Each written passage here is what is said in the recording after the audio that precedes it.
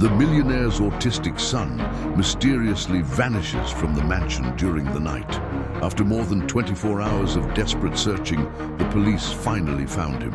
What the father discovered about who was really taking care of his son changed everything forever. The afternoon sunbeam sliced through the air of the immense bedroom, illuminating dust particles that danced like tiny diamonds suspended in time.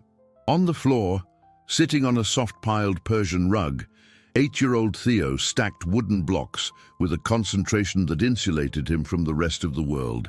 His movements were precise, repetitive, a sacred ritual no one dared to interrupt, no one except Lara. At 7 years old, her hair in 2 thin pigtails that swung with every move, she was the only person in Theo's universe permitted entry. She didn't speak, didn't ask. She simply sat beside him in a knowing silence and handed him the next block, always the blue one, exactly when his small hand searched for it, his eyes never needing to leave the growing tower. It was a silent dance, a wordless conversation they had invented and that only they understood. Lara's mother, Anna, was vacuuming in the hallway, the distant hum serving as the soundtrack to this fragile piece, built inside a mansion that, for all its grandeur, felt cold and empty. Lara had been accompanying her mother to this job for nearly 6 months. At first, she'd been intimidated by the high ceilings, the abstract art on the walls that seemed to stare down at her, and the echo of her own footsteps on the marble floors. But then, she met Theo. She saw the loneliness in his eyes, a solitude as vast as the mansion's halls, and her young heart, gifted with an extraordinary and natural empathy, felt a calling. Day by day, with the patience of someone tending a rare flower, she drew closer. She would leave one of her toys near him. Then she would sit a little closer until the day he, for the first time, accepted a block from her hand. To Theo's father, Richard, a man whose life was governed by stock charts and the fluctuations of the Dow, his son's improvement was an inexplicable miracle. He watched the children's interactions on the security cameras he monitored from his office, a sanctuary of glass and steel where he turned numbers into more fortune. He saw his son, who had never connected with expensive therapists or specialized tutors, smile, a genuine smile brought on by the daughter of his housekeeper. That day, however, a shadow fell across the bedroom doorway. Beatrice, Richard's wife, observed the scene with a gaze that held not a trace of warmth. Her thin lips were pressed into a hard line. She saw the same scene as her husband, but her interpretation was radically different. She didn't see the purity of friendship, but a usurpation. This little girl, with her simple clothes and easy smile, was achieving something she, with all her money and status, never had. Theo's genuine affection. The boy was, to her, part of the package, a complex piece of the estate she had acquired through marriage, and his affection, in her distorted view, was a valuable asset being diverted into the wrong hands. Jealousy gnawed at her, a slow, bitter poison that mingled with her greed.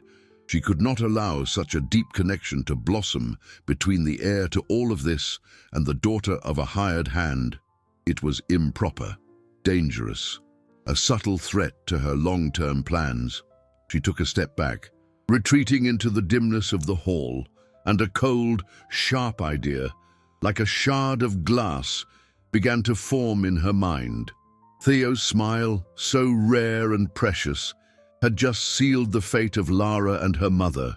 Beatrice now knew exactly what she needed to do to sever that bond at the root, and she would do it without hesitation and without mercy. Beatrice slid open the frosted glass door of her walk-in closet, a luxury sanctuary where designer clothes hung in perfect rows like soldiers awaiting orders. The air was scented with an expensive blend of cedar and lavender. She wasn't there to choose an outfit, but to execute the first step of her cruel plan. Her eyes, cold and calculating, scanned her husband's accessory shelves, which shared a portion of the cavernous space. Richard was a man of habit, meticulous with his business, with his vast portfolio, but somewhat careless with his personal belongings, trusting blindly in the order that surrounded him. It was this trust Beatrice decided to exploit. Her hand, adorned with a diamond ring that would cost Anna a lifetime of work to afford, hovered over a blue velvet box. With her fingertips, she opened it. Inside rested a pair of solid gold cufflinks, delicately engraved with a family crest. They were an heirloom. One of the few objects that connected Richard to a past, before the overwhelming fortune, before capital, became the only language he seemed to speak fluently. With a quick, silent movement, she pocketed the cufflinks and slipped them into her silk robe. Later that day, while Anna was meticulously dusting Richard's office, Beatrice entered under the pretense of looking for a book. She watched the housekeeper for a moment, her honest, tired face, and felt a pang of contempt. How could anyone find satisfaction in such a small life? Anna, oblivious to the venomous stare, smiled briefly at her employer before returning to her work. That innocent smile only hardened Beatrice's resolve. Today was Anna's workday. The coincidence would be perfect. Later, over dinner, she planted the first seed. "Darling," she began, her voice carefully calibrated to sound like casual concern, "don't you think we should be more careful? With so many people in and out of the house, things are so strange in the world these days." Richard barely looked up from his tablet, where stock market graphs flowed in rivers of green and red. "Security is top-notch, B. You know that," he murmured, more interested in the returns of a new hedge fund. "I know, but I don't know. It's a feeling. A woman's intuition, maybe." She let the sentence hang in the air, knowing that doubt, once planted, has stubborn roots. 2 days passed. Life in the mansion followed its course. Lara and Theo built ever taller castles. Anna scrubbed floors until they gleamed like mirrors. And Richard closed a multi-million-dollar deal that added a few more zeros to his net worth. On Friday morning, he had an important meeting. As he dressed, he went to his closet, opened the blue velvet box, and found it empty. He frowned, he checked a drawer, then another. He sifted through the small boxes where he kept watches and other accessories. Nothing. An irritation began to bubble inside him. The small disruption in his perfectly organized routine bothered him deeply. He couldn't remember the last time he'd worn them. His mind, always occupied with cash flow and asset management, didn't register such details. Then his wife's words echoed in his mind. With so many people in and out, he shook his head, trying to dismiss the thought. It was absurd, but the seed of suspicion had already begun to sprout. He walked out of the closet and called for his wife, his voice louder than usual, cutting through the morning silence of the house. "Beatrice, have you seen my gold cufflinks, the ones from my grandfather?" Beatrice entered the closet, her face a mask of perfectly rehearsed concern. "My cufflinks, the gold ones, from your grandfather?" she asked, her voice laced with the exact right amount of surprise and alarm. "Honey, are you sure? Did you look properly?" Richard ran his hands through his hair, a gesture of frustration that had become more frequent lately. "Of course I've looked, Beatrice. I've searched everywhere. They've just vanished."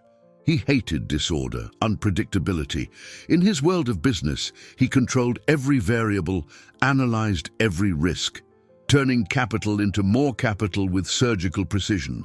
His fortune wasn't built on chance, but on pillars of logic and absolute control.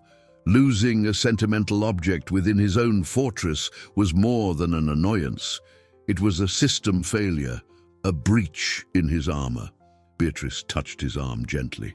"Calm down, my love. We'll look together later. They must be around here, unless..." She paused, letting the insinuation hang in the air like toxic smoke. "Unless what?" he pressed, already irritated. "Nothing. I don't even want to think about it. It must just be a mistake." The following week passed under a new layer of tension. invisible to everyone but Richard. He found himself watching Anna more closely, analyzing her gestures, searching for something he didn't even know what it was. He felt foolish for it. Anna was efficient, discreet, and her face conveyed an honesty that would disarm anyone. Besides, Theo's joy was an incalculable dividend from Lara's presence in their home. How could he suspect the mother of the girl who made his son smile? He tried to forget about it, classifying it as his own carelessness. But the next Friday, Beatrice's plan entered its second phase. In the afternoon, while Anna cleaned the master suite, Beatrice staged a small drama. She let out a restrained cry from her closet. Richard rushed in to find her standing with her hand over her mouth. Her eyes wide with feigned horror, fixed on her open jewelry box. "What is it?" he asked, his heart already racing. "My bracelet," she whispered, her voice trembling. "My diamond bracelet, the one you gave me for our anniversary. It's gone." This time, the blow was harder. It wasn't just an object of sentimental value. It was a significant investment, a piece that represented part of their immense wealth. Richard felt his blood run cold. 2 Fridays in a row. 2 valuable items missing. The coincidence was brutal, impossible to ignore. "I don't want to accuse anyone, my love. I really don't." Beatrice began to cry, perfectly timed tears streaming down her face. "But did you notice it's Friday? The last time I wore the bracelet was Wednesday. And last Friday, your cufflinks disappeared. It's always on the day she cleans our room." She didn't have to say the name. The ensuing silence was heavy, freighted with an implicit accusation that poisoned the air of the mansion. Later, from his office, Richard looked out the panoramic window. In the garden, Lara was teaching Theo how to tie his shoelaces. Her patience was infinite, her movements gentle, and the concentration on Theo's face was absolute. When he finally managed a clumsy bow, they both burst into a pure, crystalline laugh that Richard could almost hear through the soundproof glass. The scene was an oasis of innocence in the desert of suspicion forming in his mind. The conflict tore him apart. His son's happiness was right there in front of him, personified in that little girl. But the evidence was circumstantial, yet compelling. He, the man who trusted data and facts, was being guided by a current of emotional manipulation. He turned from the window, his face a mask of cold determination. Uncertainty was a luxury he could no longer afford. He looked at Beatrice, who was watching him with expectant eyes. "The next time she comes," he said, his voice hard as steel, "I'll empty her bag myself on her way out." The third Friday arrived like a verdict awaiting its sentence. The air in the mansion was thick, charged with an electricity that Lara, with her childlike sensitivity, felt immediately. Mr. Ashford, who usually gave her a distant nod, avoided her completely today, his face set in a stern expression that frightened her. Theo felt the shift too. He refused to leave his room, remaining curled up in his armchair, rocking gently, a behavior he only exhibited when he felt anxious or threatened. Lara tried to approach with her wooden blocks, the peace offering that always worked, but he just shook his head without looking at her. The little girl's heart ached. For the first time, the silent bridge between them seemed to have been dynamited. She didn't understand why. She only knew that her friend was hurting and that somehow she was the cause. Her mother Anna's workday dragged on. She felt Beatrice's eyes on her, a constant, heavy gaze, as if she were being watched. Anna tried to ignore it, focusing on her tasks, hoping the day would end soon so she could take her daughter away from the oppressive atmosphere. Meanwhile, Beatrice executed the final blow, discreetly. She took one of Richard's expensive watches, a gold model he rarely wore, but which represented a considerable investment in his portfolio of luxury goods. With her heart beating fast, not with fear, but with a cruel excitement, she slipped into the service area where Anna had left her purse hanging on a hook. The bag was simple, made of worn canvas, with a small flower keychain made by Lara. With practiced speed, Beatrice opened the zipper, pushed the watch to the bottom, between a wallet and a pack of tissues, and left without a sound. She had won. The trap was set. The bait was placed. All that was left was to wait for the moment of humiliation. At the end of the afternoon, as Anna and Lara were preparing to leave, Richard came down the stairs. His expression was so cold it seemed to freeze the air around him. Beatrice was right behind, her face a mask of false sorrow. "Anna, a moment, please," Richard said, his voice flat. Anna stopped, Lara's hand in hers. "Yes, Mr. Ashford. Over the past few weeks, some valuable items have disappeared from this house. Coincidentally, always on the days you are here," he said, the words landing like stones. Anna turned pale. The shock on her face was so genuine that for a second, Richard's certainty wavered. "Sir, I wouldn't do that. I would never," she stammered, horror growing in her eyes. Beatrice intervened, her voice as smooth as venom. "No one is accusing you, Anna. We just want to clear things up. Please, would you mind showing us what's in your bag?" The humiliation of the request was like a slap in the face. Anna felt tears sting her eyes, but her dignity kept her upright. She had nothing to hide. With trembling hands, she opened her bag and began to place its contents on a small coffee table, the wallet with a few dollars, the old cell phone, her house keys, and then her hand touched cold, heavy metal. She pulled out the gold watch, staring at it as if it were a snake. The silence that followed was deafening. Lara looked from her mother to the watch, not understanding, fear growing in her chest. "I don't know how this got here," Anna whispered, her voice broken. "I swear, Mr. Ashford, I swear on my daughter's life." But Richard was no longer listening. The proof was there, gleaming under the chandelier's light. An irrefutable condemnation. He looked at Beatrice, whose gaze said, "I told you so," and then at the housekeeper, whose face was now bathed in desperate tears. The affection he felt for the joy she indirectly brought his son was obliterated by the fury of betrayal. "I want you out of my house, now," he snarled, his voice low and dangerous, "and never come back." The dismissal was an act of cold brutality. Richard's words, "and they never come back," echoed through the lavish hall, ricocheting off the marble walls and embedding themselves in Anna's heart like shards of glass. She could barely breathe, the injustice of the accusation suffocating her. She took Lara's hand, which was shaking uncontrollably, and pulled her toward the door, not even gathering her belongings from the table, leaving behind the forged proof of her supposed crime. It was then that a sharp, desperate cry tore through the mansion's heavy silence. "Lara, no!" Theo was at the top of the staircase, his face contorted in an anguish he rarely showed so explicitly. His eyes, which usually avoided direct contact, were fixed on the girl, pleading. He never called her by name.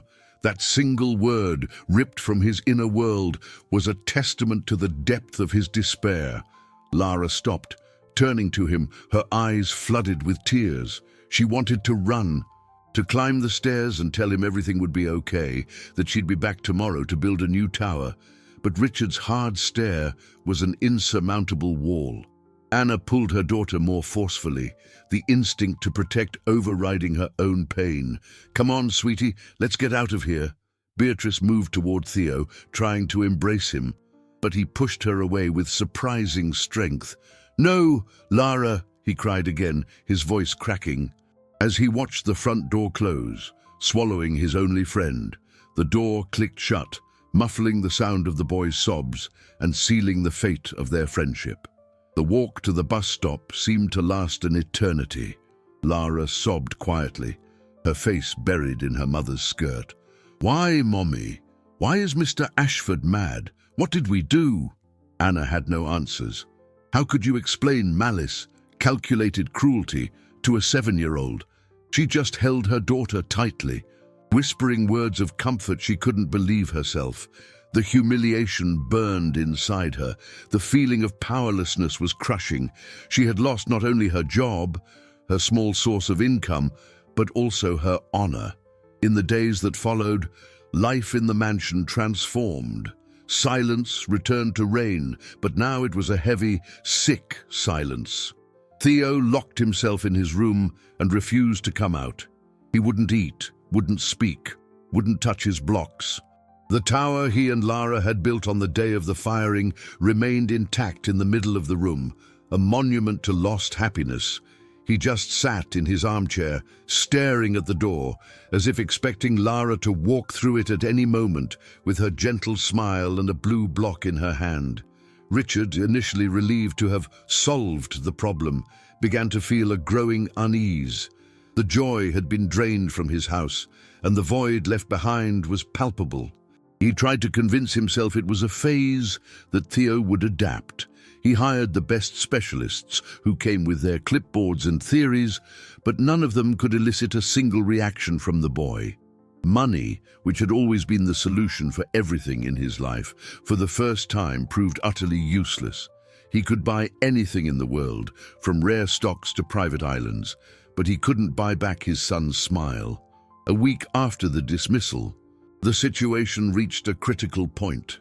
The head housekeeper called Richard in the middle of a meeting about a new company acquisition, her voice trembling with panic. "Sir, it's Theo. He hasn't eaten anything since yesterday, and now he has a fever. He won't let us near him." Richard felt a chill run down his spine. He cancelled all his appointments and rushed home. He found his son exactly as the housekeeper had described, huddled in the armchair, pale, his lips dry and cracked, shivering under a blanket. The family doctor was called and diagnosed a severe depressive episode, exacerbated by dehydration and refusal to eat. The boy's sorrow was so overwhelming, it was making his body sick. That night, sitting on the edge of his son's bed, watching him sleep a restless sleep, Richard felt like the poorest man in the world. All his wealth, all his assets, seemed like dust and ashes in the face of the silent pain consuming the child. And deep in his soul, a terrible doubt began to surface. What if he had made a mistake? What if, in his haste to protect his material possessions, he had destroyed the most precious asset his son had ever possessed? Anna and Lara's home was the exact opposite of the mansion. A small, two-bedroom apartment in a working-class neighborhood, where the sound of the street mixed with the neighbor's television. The walls were thin, the furniture simple and second-hand, but the space was filled with a warmth the mansion had never known. However, since the firing, a cloud of sadness hung over their small home. Anna spent her days searching for a new job, her face etched with worry. The humiliation still haunted her, and the fear of how she would pay the bills at the end of the month was a constant knot in her stomach. Lara, for her part, had withdrawn. The cheerful, talkative girl had become quiet and reserved. She missed Theo with an overwhelming ache, a physical pain in her chest. She drew pictures of block towers on scraps of paper, always leaving an empty space at the very top. It was his spot, the spot no one else could fill. "Mommy, do you think Theo is okay?" she would ask every night before bed. And every night Anna would hug her and say, "I'm sure he is, honey. He has his father to take care of him." But deep down, Anna had her doubts. She had seen the connection between the two children, a bond that transcended words. She knew Lara's absence would be a terrible blow to the boy, but what could she do? She was branded, accused. Richard's family was powerful. His name was gold in the business world. Her word, the word of a housekeeper, was worth nothing. Her own parents, Lara's grandparents, advised her to forget the whole thing. "Don't mess with rich people, honey." Her father, a simple man who'd worked his whole life in a factory, had said, "They can destroy you. Think about your daughter. Stay away from them." The fear of retaliation was real. A theft accusation, even without concrete proof, could tarnish her name forever, making it difficult to find any job. For Lara's safety, she had to stay away. This prohibition became Lara's first great obstacle. Her mother, the person she trusted most, now forbade her from even mentioning Theo's name.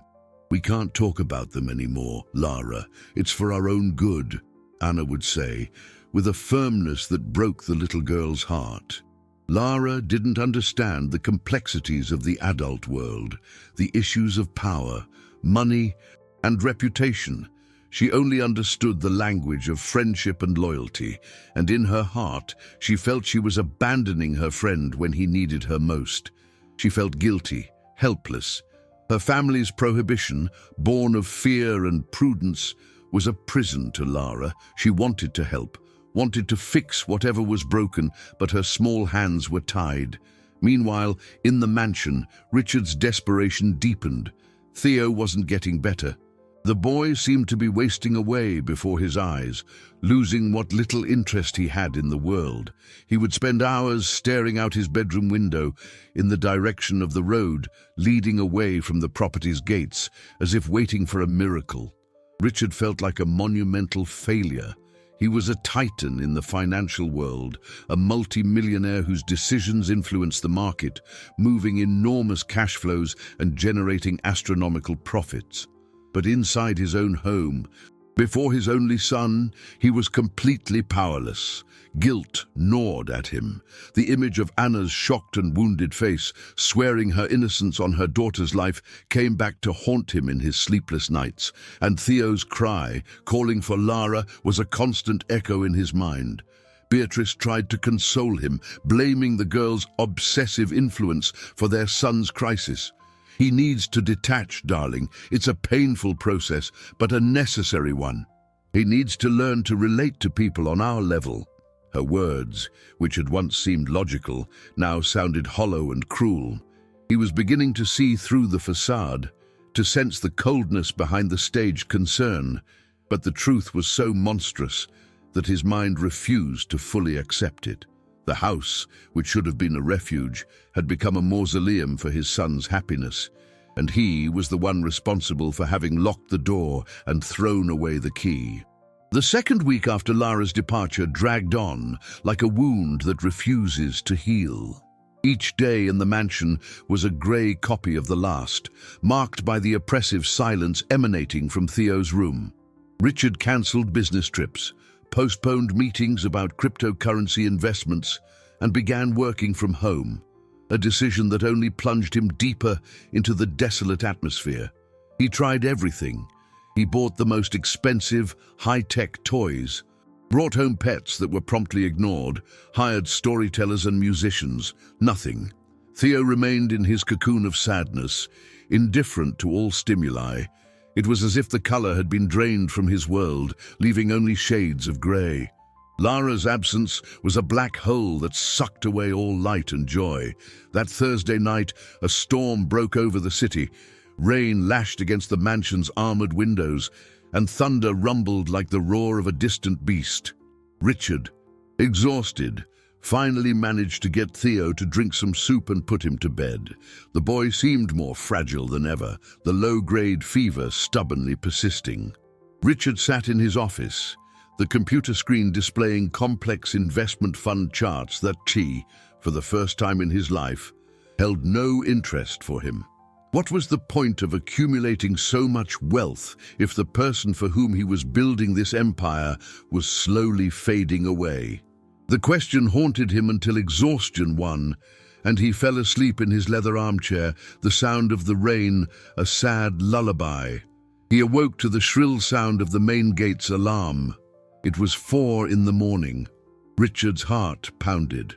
He looked at the security monitor, expecting to see an intruder, but what he saw turned his blood to ice. The gate was open, wide open. A system failure. He ran upstairs, panic rising in his throat. He pushed open the door to Theo's room. The bed was empty. The blanket was tossed on the floor. The bedroom window was ajar, the curtain billowing with the damp wind that swept in. Theo was gone. Panic gave way to absolute, cold, white terror. He screamed his son's name, running through the dark corridors, flipping on all the lights, the sound of his own voice echoing back at him, empty and desperate. He woke Beatrice, who seemed more annoyed than worried, and the staff. They searched every inch of the mansion and the vast grounds. Nothing. Theo was nowhere. The boy, who barely left his room, who was afraid of loud noises and open spaces, had gone out alone, in the middle of the night, during a thunderstorm. The idea was so absurd, so terrifying, that Richard could hardly process it. He called the police, his voice breaking, trying to remain calm as he reported the disappearance of his 8-year-old autistic son. With every passing minute, his desperation morphed into a physical agony.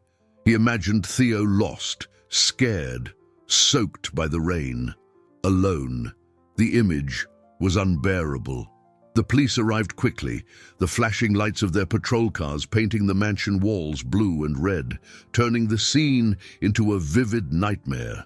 As he answered the detective's questions, a memory hit him with the force of a punch. He remembered Theo, weeks ago, spending hours on his tablet, staring intently at a map of the city. At the time, he'd thought it was just another of his peculiar interests. But now, a terrible and yet incredibly lucid possibility began to form in his mind. What had Theo been looking for on that map with such intensity? What if he hadn't just run away, but was going somewhere, a specific place? A place where he believed he would find his only refuge. The hours that followed were a blur of anguish for Richard. The mansion, normally a bastion of order and silence, transformed into a chaotic command center. Police officers came and went, search dogs combed the drenched gardens, and the phone rang incessantly with updates that never brought the news he longed to hear. Beatrice played the role of the distraught mother for the TV news cameras already gathering outside the gates. But in private, her nervousness seemed more focused on the negative exposure the incident would bring to her business and social status than on Theo's well-being. Richard, however, was in his own private hell. Guilt was a crushing weight on his chest. Every decision he'd made, every harsh word he'd spoken, replayed in his mind in a torturous loop. He had cast out the only light in his son's life, and as a result, Theo had fled into the darkness. Meanwhile, miles away, in the small apartment in the working-class neighborhood, Lara woke up in the middle of the night. She couldn't say what had roused her. A sound, a dream. She sat up in bed and felt a chill run down her spine, a strange feeling that something was wrong. That's when she heard it. A soft, almost imperceptible noise from the front door, a scratch followed by a low moan. Fear paralyzed her for an instant, but it was replaced by a stronger curiosity. Silently, she slipped out of bed and tiptoed to the door. She looked through the peephole, but saw nothing. The sound came again, closer to the floor. Her heart pounding, she turned the knob and opened the door, just a crack. On the threshold, huddled and trembling, was Theo. He was completely soaked, his thin pajamas clinging to his skin, his hair dripping. His lips were blue, and he was shivering violently, not just from the cold, but from exhaustion. In his hand, he clutched a small, blue wooden block. Lara gasped. Without a second thought, she threw the door open and pulled him inside. "Theo! What are you doing here? How did you get here?" He didn't answer, just looked at her, his eyes filled with a relief so profound it seemed to ache. He then collapsed onto the floor, his small body finally succumbing to the superhuman effort he had made. Lara, seized by a protective panic, ran to wake her mother, Anna. Seeing the boy on her living room floor, felt the world spin. The son of the man who had humiliated and accused her was here, in her apartment, sick and vulnerable. Her first instinct was to call the police, to call Richard himself. But when she saw her daughter's face, the expression of pure love and concern, as she tried to cover Theo with a small blanket, she hesitated. The boy had walked for miles, alone in the middle of a storm, searching for the only person in the world he trusted. How could she send him back to the place that had broken him? Anna's internal struggle was overwhelming. The fear of getting into more trouble with that powerful family paralyzed her. Her father's words echoed in her mind. Stay away from them. But her mother's heart saw only a sick child who needed help. Theo's fever was high. He started murmuring disconnectedly, Lara's name the only clear word. Anna and Lara got him into Lara's bed, removed his wet clothes, and wrapped him in every blanket they owned. Anna made some warm broth, and Lara, with infinite patience, began to feed it to him, spoonful by spoonful. She spoke to him in whispers, telling him stories about block towers that reached the clouds, and slowly, under her care, Theo's shivering began to subside. Anna watched the scene, her heart torn between fear and admiration. Her daughter, so small and fragile, possessed a strength and compassion that she herself struggled to find. In that moment, Anna made a decision. She would take care of this boy, at least for tonight. The police, Richard, the world, it could all wait. Here, in this small room, all that mattered was the unbreakable bond between two children. A bond that neither distance, nor anger, nor injustice had managed to destroy. The next morning brought a pale sun and a harsh reality. The news of the disappearance of multimillionaire Richard Ashford's son was on every news channel. Theo's picture, a formal portrait in which he looked uncomfortable and distant, flashed on Anna's small television screen. Reporters were camped outside the mansion, speculating about kidnapping and asking for information. Anna felt a chill. The boy the media was desperately searching for was asleep in her daughter's bed, still feverish, but finally at peace. Fear returned with full force. She wasn't a kidnapper. She had just taken in a sick child who showed up at her door. But how would the world see it? How would Richard, a man who already considered her a thief, react when he discovered his son had been here all along? The possibility of being accused of something far more serious terrified her. Lara seemed oblivious to these worries. Her only mission was to care for Theo. She placed damp cloths on his forehead, told him the same stories over and over, and held his hand. To her, the situation was simple. Her friend was sick and needed her. Nothing else mattered. Theo's intelligence, often underestimated because of his communication difficulties, revealed itself in an astonishing way. In the pocket of his wet pajamas, Anna found a crumpled piece of paper.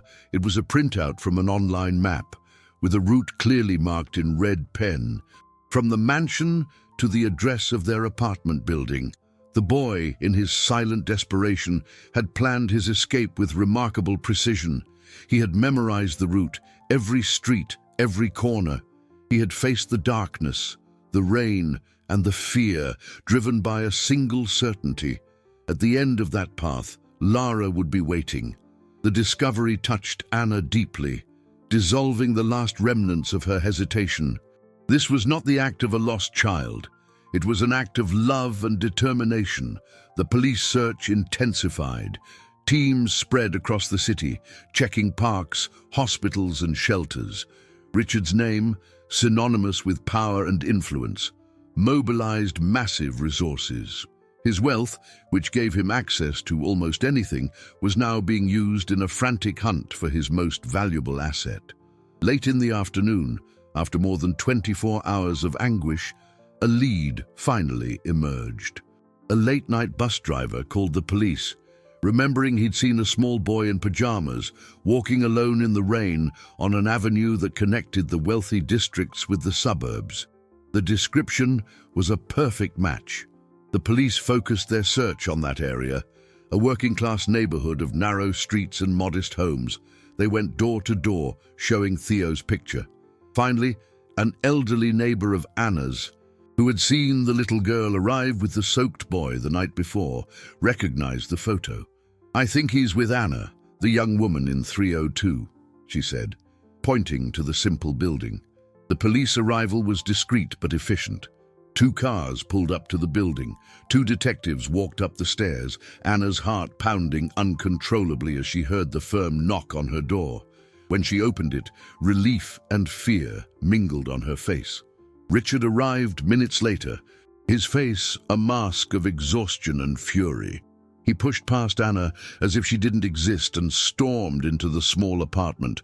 His eyes swept over the modest surroundings with disdain until he stopped at the bedroom door. And then he saw it.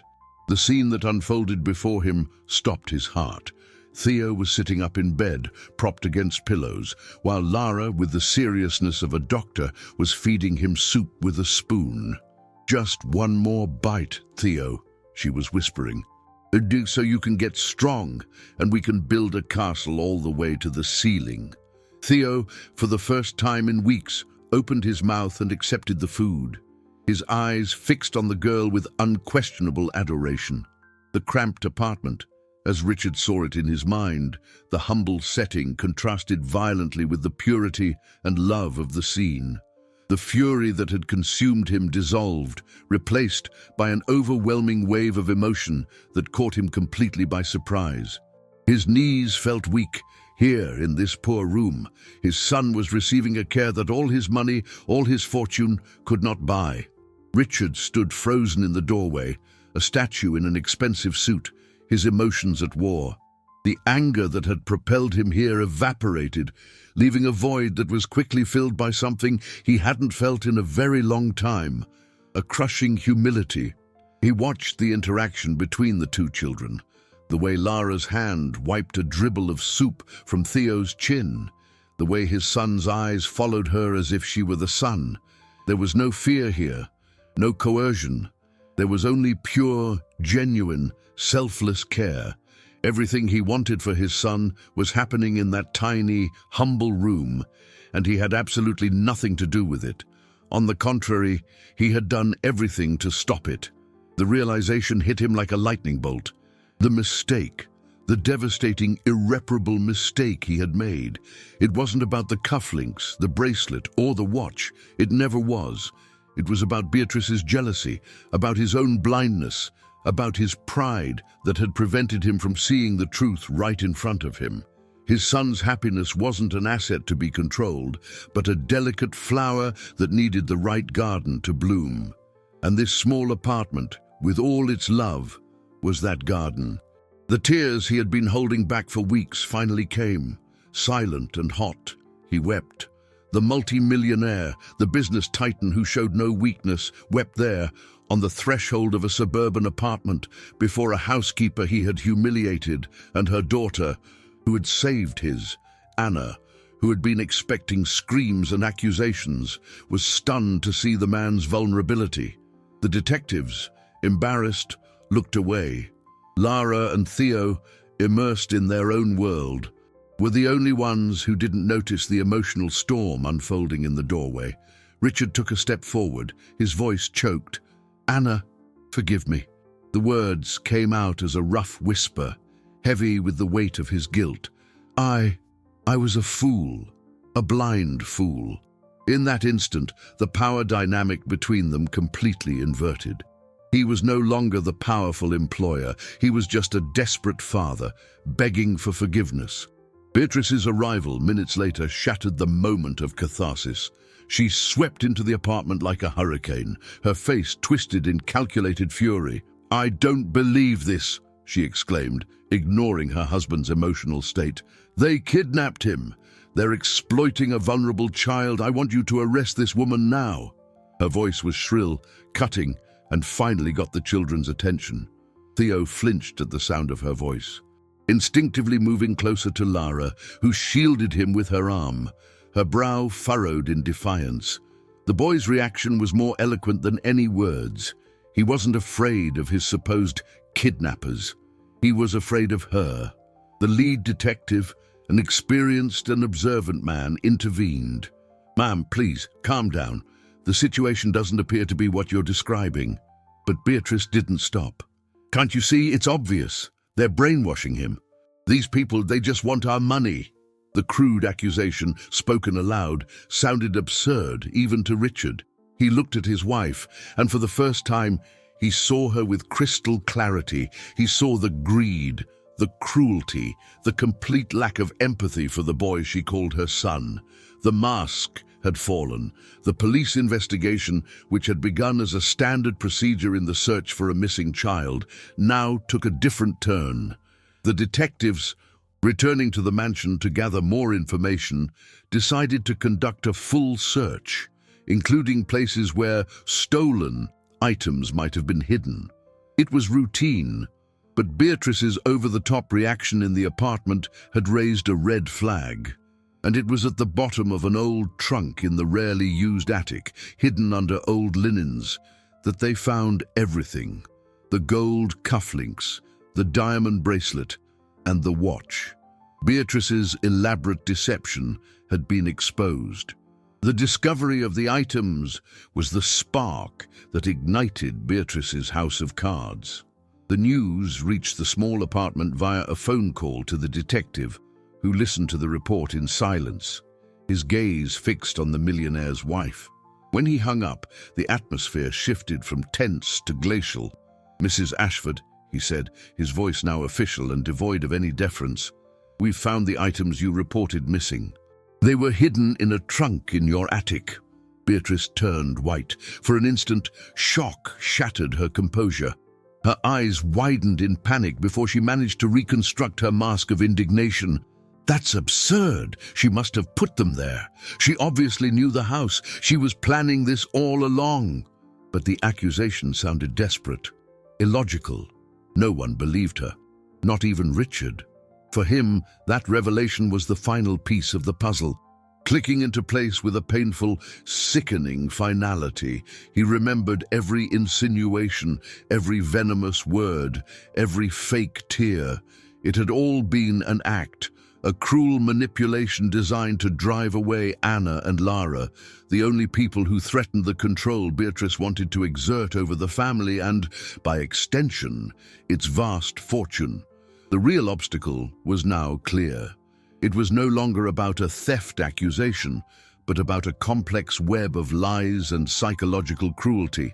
Beatrice, cornered, went on the attack using the weapons she had left. "You can't take the word of a housekeeper over mine," she shrieked, her voice bordering on hysterical. "And what about the child's welfare? Look at this place. It's unsanitary. They're putting Theo's life at risk. I have the best lawyers. I will sue for kidnapping, for endangerment. I will take custody from you, Richard, if you side with them." The threat hung in the air, ugly and complicated. Legal issues of custody, child welfare, and criminal accusations began to overlap, creating a fog of confusion and fear. Anna, who had barely recovered from the shock of being exonerated, now faced the prospect of a legal battle against a rich and vindictive woman. Fear for her own daughter, for her future, began to torment her again. While the adults drowned in accusations and threats, Lara did something simple and powerful. She took Theo's hand, which was trembling from the shouting, and led him to a corner of the room, away from the turmoil. She opened her box of crayons and took out a piece of paper.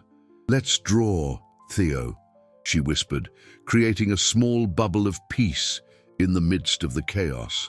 "Let's draw our castle, really tall."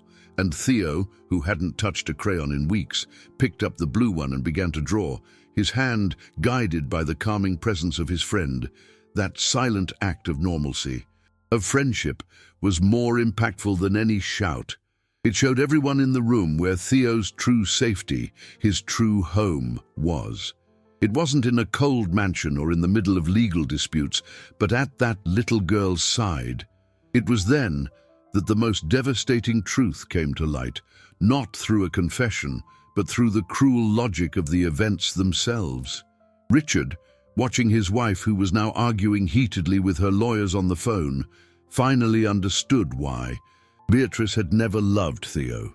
She had never even liked him. The boy, with his special needs, was an inconvenient problem, an obstacle on her path to a life of luxury and freedom, without the responsibilities of motherhood she had never wanted. She had married Richard for his fortune, his status, his seemingly infinite capital. The son was an unwanted liability that came with the assets. Theo's connection with Lara wasn't just a source of jealousy, it was a direct threat. as it kept Richard emotionally tied to that house, that routine, that son. If Theo were miserable, perhaps Richard would agree to send him to a special care facility, far away from their lives, leaving Beatrice free to enjoy the inheritance and wealth unencumbered. Her plan was much darker than just framing a housekeeper. It was about erasing her son from the equation. The comprehension of this monstrosity left him breathless, his heart shattering into 1,000 pieces, not for the betrayal to him, but for the unimaginable cruelty directed at an innocent child. Anna's apartment became the stage for a silent war. On one side, Beatrice, phone pressed to her ear, spitting orders at her lawyers, her voice a venomous hum of litigation and threats. On the other, Lara and Theo, sitting on the floor, building a world of peace with paper and crayons, oblivious to the storm brewing around them. And in the center, Richard, paralyzed. He stood at the crossroads of his life, and both paths before him were terrifying.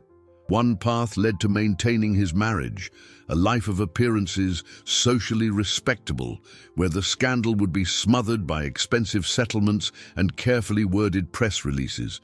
He would maintain the facade of the perfect family, protect his business's image, avoid public humiliation, but the price would be his son's soul. It would mean consigning Theo to a life with a woman who saw him as a burden, who had actively tried to destroy his only source of happiness. It would mean living a lie, knowing the woman who slept beside him was capable of a calculated cruelty that made him sick. The other path was the truth, a chaotic, painful, and publicly humiliating path. It would mean admitting to the world that his marriage was a sham, that he had been deceived, that he had failed miserably as a husband and, more importantly, as a father. It would mean dragging his family name through the mud, facing a litigious divorce that would surely be exploited by the media, exposing the guts of his private life for public consumption. It would be hell, but at the end of that path, maybe, just maybe, was the chance for redemption. The chance to give Theo the life he deserved, surrounded by real love, not convenience. The chance to look at himself in the mirror again without tasting the bitter shame. He looked at his son. Theo had drawn a clumsy figure next to his blue castle. 2 stick figures, one big and one small, holding hands, Richard and him. Even after everything, even after the neglect and the pain, in his son's world, they were still together. That simple drawing, made with the innocence of a child, was the knife that cut the knot of his indecision. What was his entire fortune, all his dividends, all his net worth, if he lost that? The answer was clear: nothing. The impossible choice suddenly became the only choice. Richard walked slowly over to Beatrice. She looked up, expecting him to announce his surrender, to take her side against these people. He took the phone from her hand and ended the call. "Beatrice," he began, his voice surprisingly calm, but with a steel resolve she had never heard before. "It's over." "What's over? Are you insane?" she hissed. "Our marriage, our lives together, everything. I want you to get your things and get out of my house. Today." The shock on her face was followed by a smirk of contempt. "You can't do that. We have a prenup, remember? I'll take half of everything. Half of your precious fortune. You can have it," Richard said, and the sincerity in his voice disarmed her. "You can have the money, the stocks, the assets, take it all, but you will not come near my son again. I will fight you with every last cent I have to make sure you never even have the right to speak his name again." He turned and walked over to Anna, who was watching the scene with wide eyes. He knelt before her, a gesture of humility that shocked everyone. "Anna, I have no words to say how sorry I am. What I did was unforgivable. But I'm asking you, please, help me fix this. Help me take care of my son. Come back, not as a housekeeper, as part of our family, please." Tears streamed down Anna's face. They were tears of relief, of validation, of a pain that was finally being acknowledged. She looked at Lara, who was now smiling at her, and then at Theo, who was looking at his father with a new light in his eyes, and she nodded. "Yes," she whispered, "we'll help." The resolution wasn't an explosion, but a gradual process of demolition and reconstruction. Beatrice's departure from the mansion was swift and cold, mediated by lawyers. The news of the billionaire's divorce and the accusations of false evidence and psychological cruelty leaked to the press, creating the media storm Richard had predicted. He faced the scandal head-on, issuing a single public statement in which he took full responsibility for his blindness and paternal neglect, asking for privacy for his family during a time of profound restructuring. He sold some stocks, liquidated a hedge fund to expedite the divorce settlement, treating the loss of part of his fortune not as a defeat, but as the necessary cost of buying his son's freedom and peace. Money, for the first time, was just a tool to undo a mistake, not to accumulate more power. Richard's first victory, however, was bittersweet. Rehiring Anna wasn't enough. He knew he had to repair the damage on a deeper level. A week after the confrontation in the apartment, he called her into his office, not the imposing city office, but the one at home, which now felt less like a financial command center and more like a worried father's room. "Anna," he began, what I did was more than unfair. It was inhuman. I stole your dignity, and no apology can erase that, but I want to try to do what's right." He offered her not a job, but a position. "I need someone I can trust to run this house, to make sure it's a real home, not just a showroom. I want you to be the property's administrative manager, with a fair salary, benefits, and most importantly, my unwavering respect and trust." Anna, who had only expected her old job back, was speechless. The offer was more than generosity.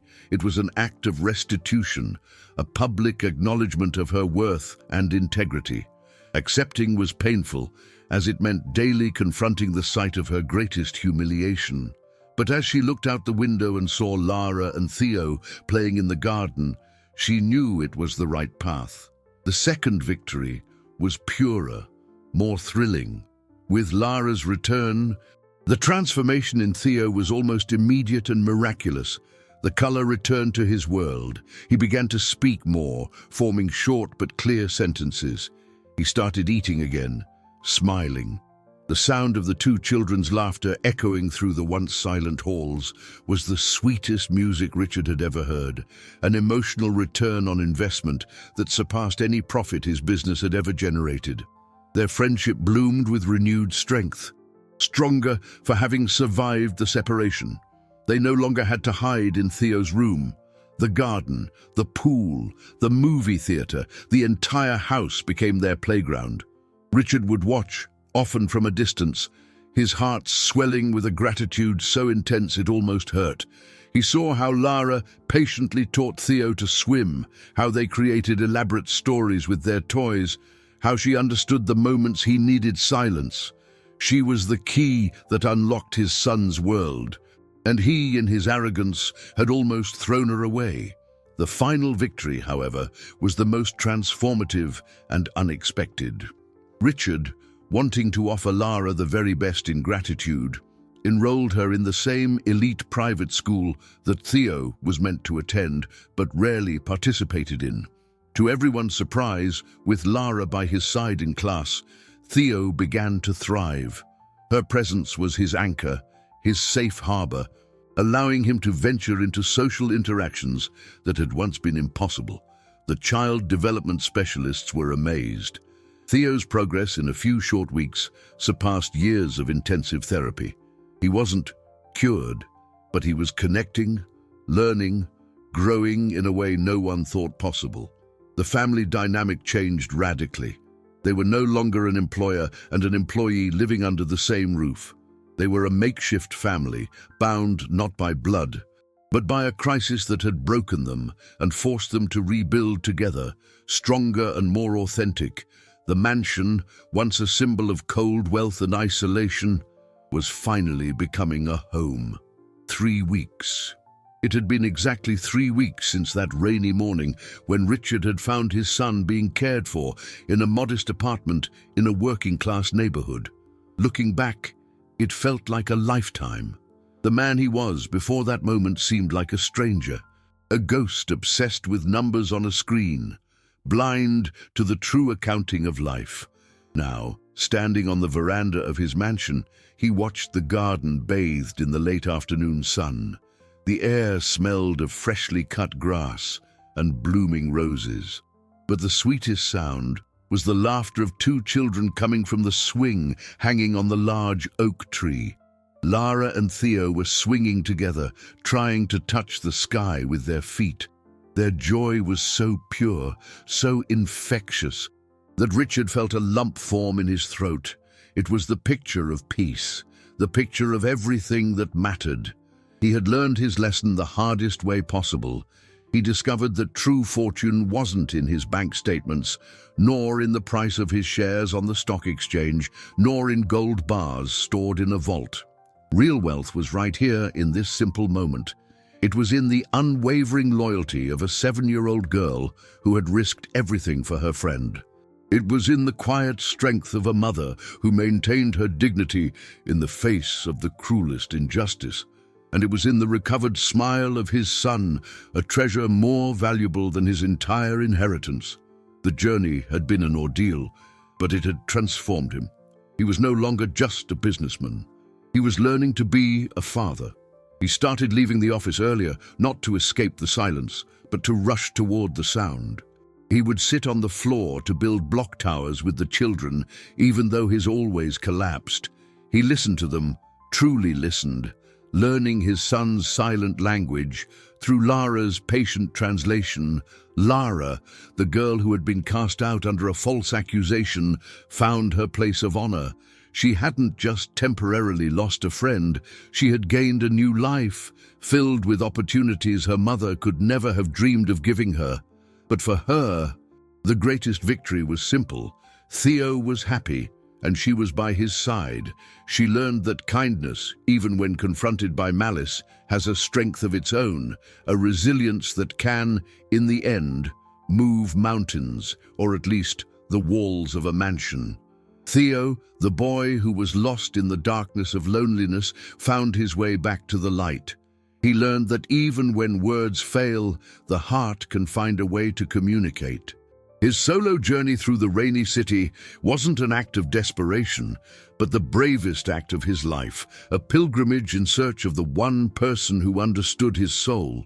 The mansion, which had witnessed lies, manipulation, and a cruel separation, now breathed with new life. It became a sanctuary for healing, a home where an unlikely family, forged in the fire of adversity, was learning every day that the true foundation of a home isn't capital, but care. Richard looked over at Anna, who joined him on the veranda, carrying 2 cups of tea. They didn't need to speak. They shared a silent understanding, a partnership built on the ruins of a great mistake. Together, they watched the children. The swing went higher and higher, and Theo's laughter was free and clear. In that moment, Richard Ashford, the multimillionaire, understood the final, most profound lesson. Life's greatest lessons don't come from financial consultants or market charts. They come from the pure hearts of children who teach us, with the simplicity of a gesture or a smile, the true meaning of unconditional love.